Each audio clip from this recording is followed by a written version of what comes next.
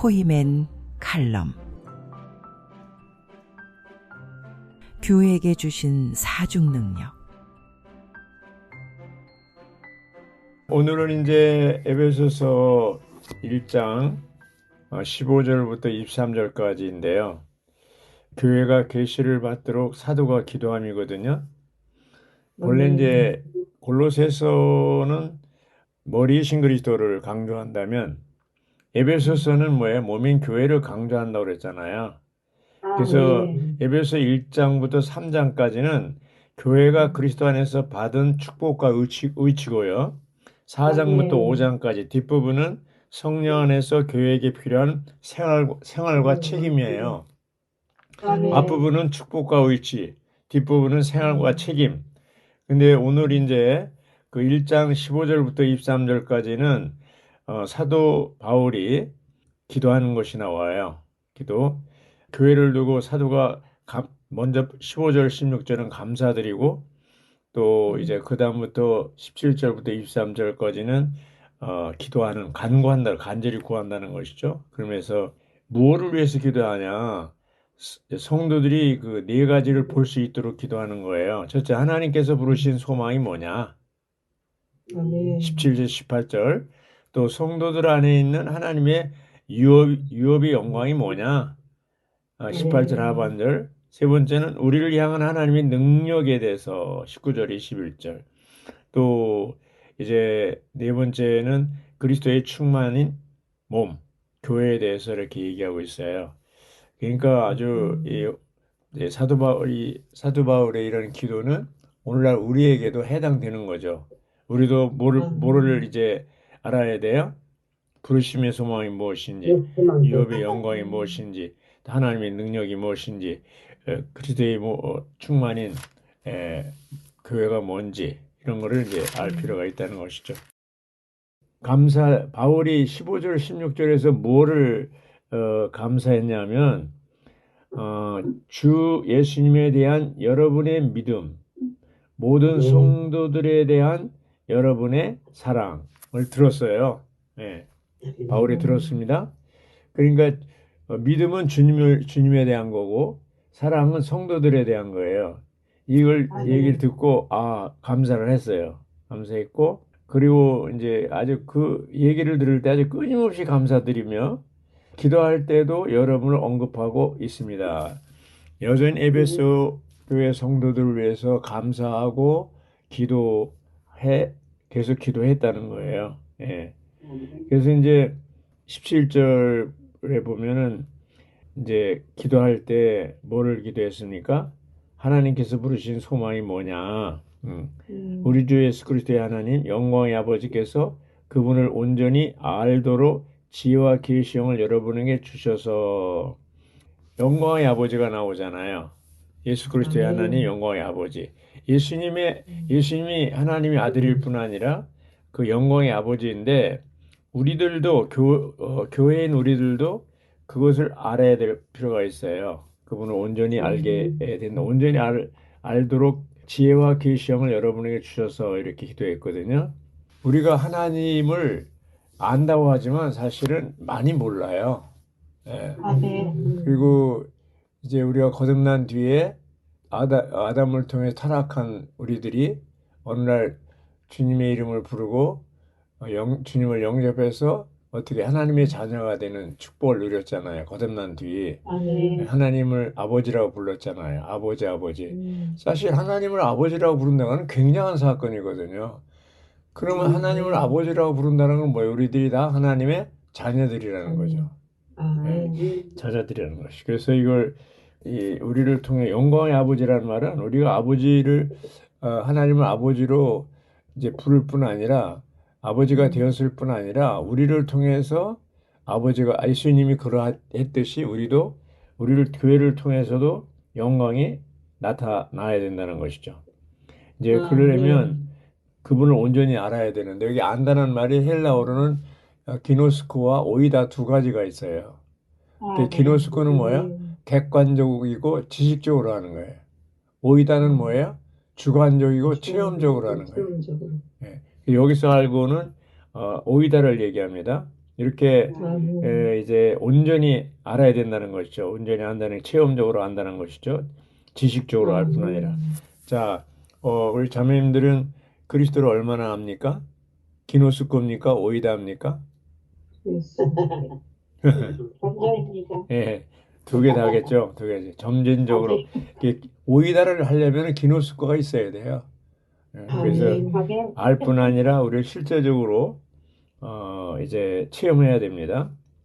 그러려면 지혜와 계시형이 필요한 거예요. 그래서 바울이 자기가 보고 듣고 체험한 알고 있는 그리스도에 대해서 에베소 성도들도 똑같이 알게 하기 위해서 기도하는 거예요. 부르심의 소망에 대해서 온전히 지혜와 계시형을 달라고 기도한 거예요. 이제 그 여기 계시형이라고 그럴 때 지혜는 영에 속한 거라고 그랬잖아요. 그리고 이제 계시와 이상과 계시와 꿈이 있어요. 근데 이상은 뭐예요?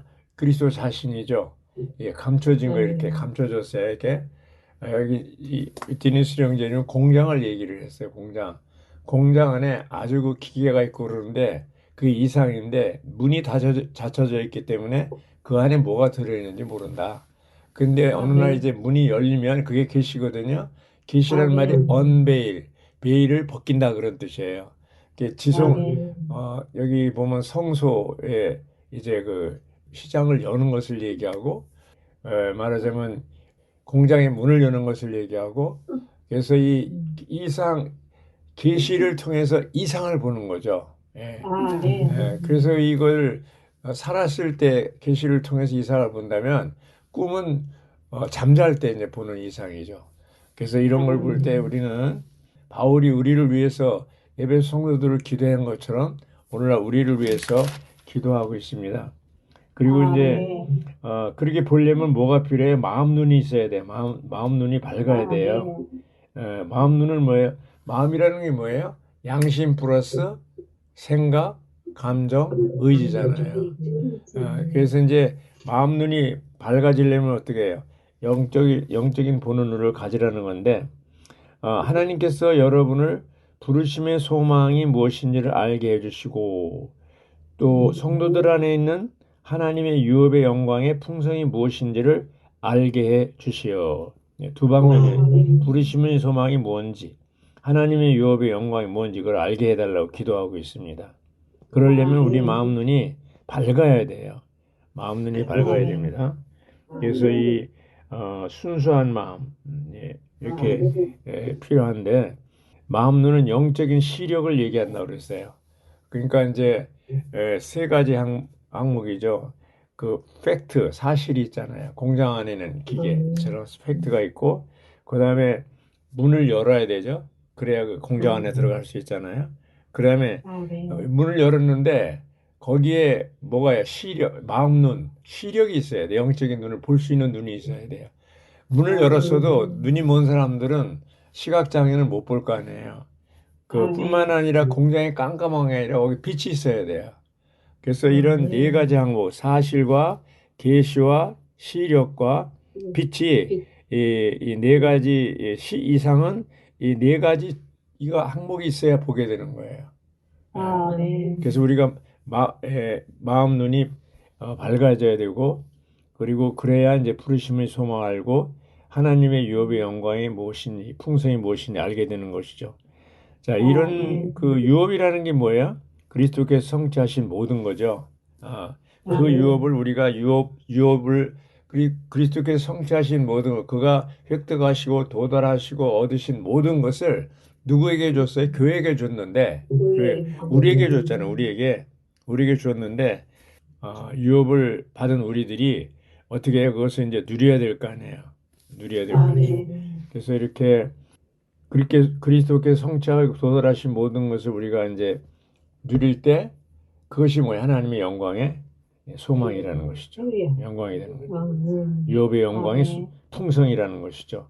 그래서 이런 걸 볼 때 이제 또한 우리 믿는 이들을 향하여 강한 권능으로 운행하는 하나님의 지극히 큰 영광이 무엇인지를 알게 해주시기 바랍니다. 자, 이제 권능이 나오고 지극히 큰 능력이 나왔습니다.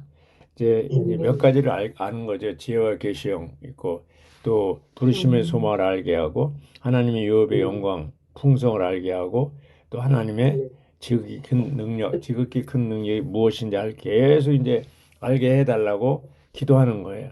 기도하는 겁니다. 자, 여기 이제 보면요. 그러면 여기 하나님의 지극히 큰 능력이 뭔가가 이제 20절부터 나오잖아요. 첫째 뭐예요? 하나님은 그 능력이 그리스도 안에 운행되게 하시어 그리스도를 죽은 사람 가운데서 일으키시고 죽은 사람 가운데 일으켰다는 건 뭐예요? 부활이잖아요. 네, 부활에. 그래서 나중에 요약할 때 첫 번째 부활의 능력입니다. 사중 능력을 얘기할 때 첫째 부활의 능력이고 그 다음에 이제 뭐예요? 일으키시고 하늘들의 영역 안에서 하나님의 오른편에 앉히셨다 그랬어요. 이건 뭘 얘기해요? 하나님 오른편에 앉으려면 승천해야 될 거 아니에요. 네, 승천의 능력입니다. 부활의 능력도 놀랍지만 그 제자들이 보는 가운데 사도행전 1장에 보면 제자들이 보는 가운데 승천하시잖아요. 승천. 그렇죠? 승천하시면. 그리고 승천하시기 전에 다시 내가 이 자리에 온다고 그랬어요. 또 주님이. 근데 오셨어요? 안 오셨어요? 아직 안 오셨어요. 아직 안 오셨어요. 우리한 이제 객관적으로 바로 그 자리에 감남산이 뭐죠? 올리브산이죠. 올리브산. 감남산은 번역이 잘못된 겁니다. 올리브산 그 자리로 오셔요, 주님이. 예. 그래서 이제 이렇게 승천의 능력이 나오죠. 그 다음에 21절에 가면 뭐야? 모든 통치와 권세와 능력과 지배 권위보다 그리고 이 세대뿐 아니라 오는 시대에 일컫는 모든 이름보다 훨씬 위에 계시고 그래서 이제 20절에는 부활의 능력과 승천의 능력이 나오고요. 22절에는 뭐예요? 만물을 그리스도의 발 아래 복종시키는 능력이 나옵니다. 첫째는 뭐예요? 부활의 능력. 두 번째는 뭐예요? 승천의 능력. 세 번째는 뭐예요? 복종시키는 능력이에요. 예. 그리고 22절 상반절은 복종시키는 능력이 나오고 22절 후반은 뭐예요? 머리가 되시는 능력이 나와요. 그리스도를 만물 위의 머리가 되게 하시어 교회에게 주셨습니다. 자, 주님은 뭐예요? 교회의 머리예요. 그렇죠? 그건 다 알아요. 알고 있습니다. 그리스도가 교회의 머리라는 걸 알고 있습니다. 근데 만물의 머리는 됐어요, 안 됐어요? 아직 안 됐어요. 순서가 먼저 그리스도가 교회의 머리가 돼야 돼요. 그래 오늘날 그리스도는 이 땅 위에서 그리스도의 몸인 교회의 머리가 되시길 원하고 우리는 뭐예요? 그 머리에 의해서 산출된 몸이에요. 근데 오는 시대, 왕국 시대에 뭐야? 이제는 만물의 머리가 되십니다. 온 우주를 통치하셔요. 만물을 다 통치하셔요. 그때 그래서 이제 그리스도를 만물 위의 머리가 되게 하시어 이제 그때 그 능력을 교회가 주셨다는 것이죠. 예. 그래서 여기 각주에 있는 것처럼 사중 능력이죠. 하나님께서 그리스도 안에 운행되게 하셨던 능력에는 네 방면이 있는 첫째는 뭐예요? 부활의 능력. 두 번째는 승천의 능력. 세 번째는 복종시키는 능력. 네 번째는 머리가 되시는 능력. 그렇죠? 이 사중 능력이 머리 몸인 교회에게 계속적으로 전달되는 거예요. 우리가 에클레시아잖아요. 에클레시아는 뭐예요? 부르심받은 무리라잖아요. 세상으로부터 종교로부터 우리가 부름받고 거듭나서 그리스도 안으로 옮겨졌어요. 그렇죠? 그래서 우리는 이 부름받은 무리들로서 하나의 그리스도의 몸이 되었잖아요. 예, 멤버들이 됐잖아요. 구성원들이. 근데 이 주님은 당신이 이런 사정 능력을 갖고 계실 뿐 아니라 그것을 누구에게 주셨어요?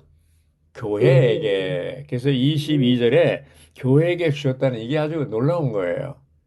근데 우리가 거듭났을 때 한 번만에 주님이 우리 안에 들어오셔서 우리를 그리스도의 몸인 교회로 삼으셨는데 그걸로 주님이 끝나는 게 아니라 계속적으로 마치 발전소의 전기를 건물에 계속 보내서 전달하는 것처럼 주님은 이 사중 능력을 계속적으로 교회에게 공급하고 전달하고 계시는 거예요. 근데 우리는 어떻게, 우리의 입장은 뭐예요? 그 전달을 받을 때 어떻게 받을 수 있는 열린 마음이 필요한 거예요.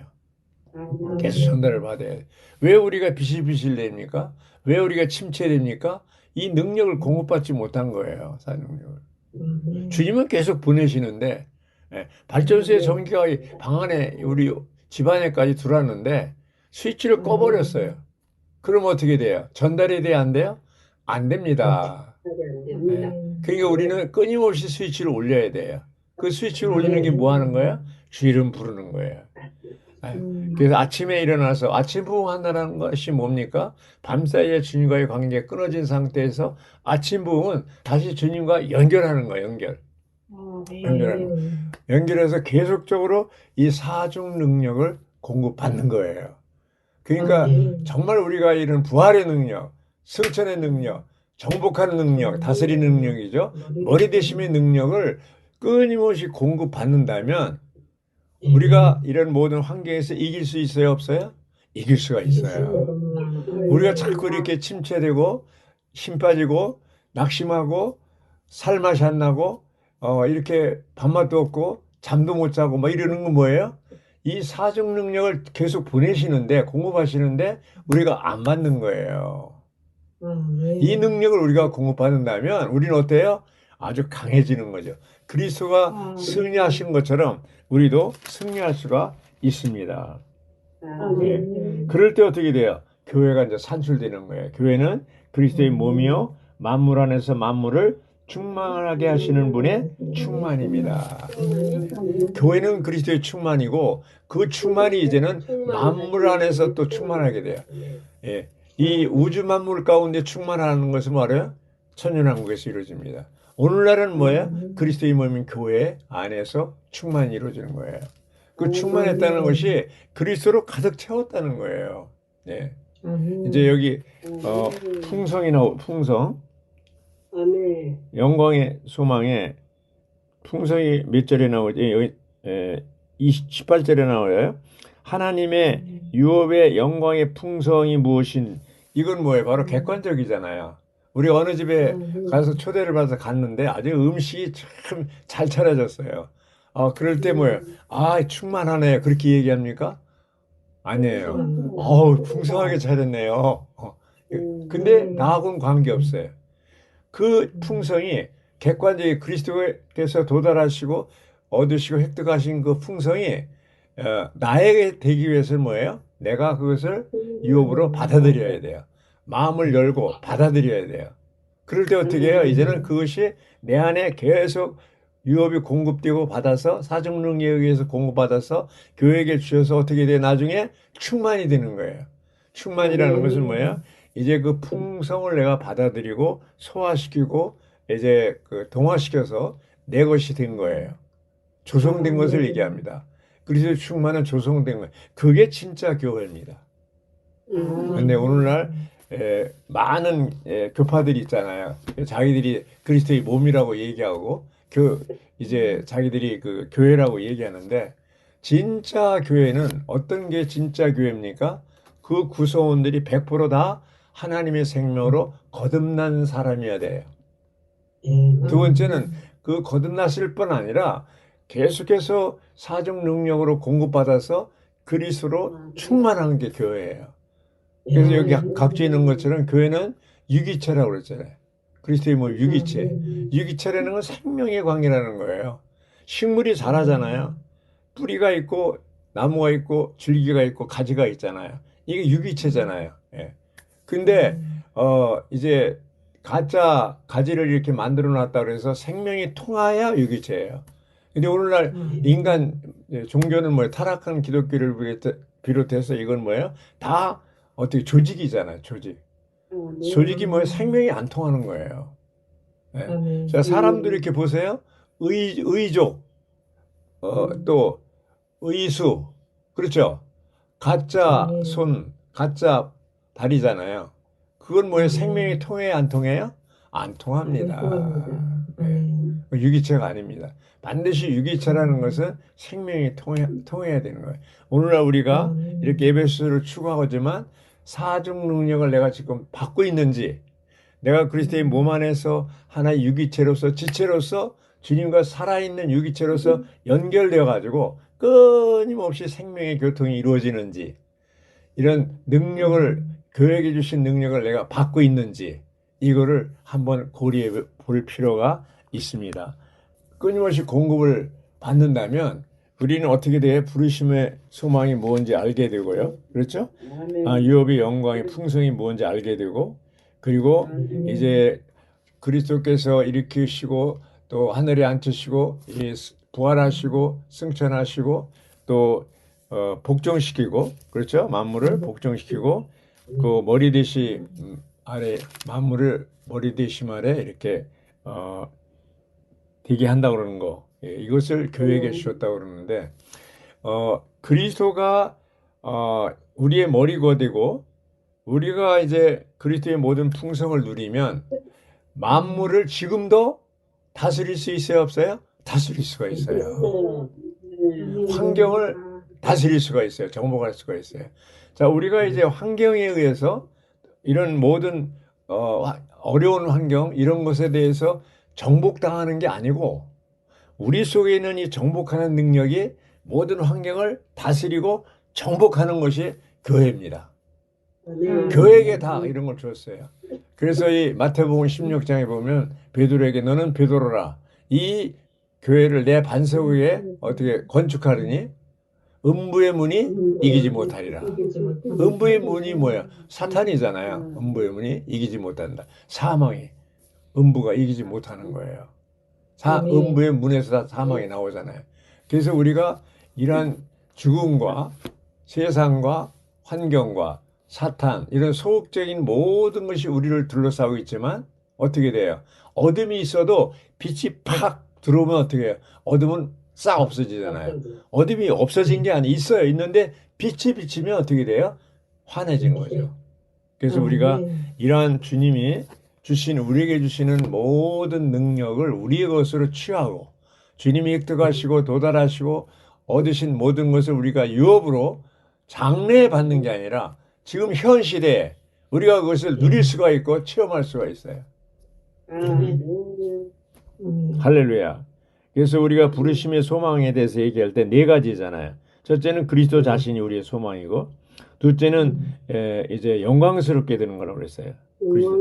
그리고 천년왕국, 셋째는 천년왕국에서 그 공동왕으로서 누리는 걸 얘기하고, 넷째는 뭐예요? 새하늘과 새 땅에서 어떻게 돼요? 새 예루살렘을 누리는 것을 얘기합니다. 누리는 거예요. 주님은 성취하셨고 우리에게 유업으로 주셨고 우리는 그것을 누리기만 하면 되는 거예요. 내가 다시 구속 역사를 이룰 수가 할 필요가 없는 거예요. 나는 다만 그리스도의 구속 역사에 동참할 뿐이에요. 부르심의 소망에 동참할 뿐이에요.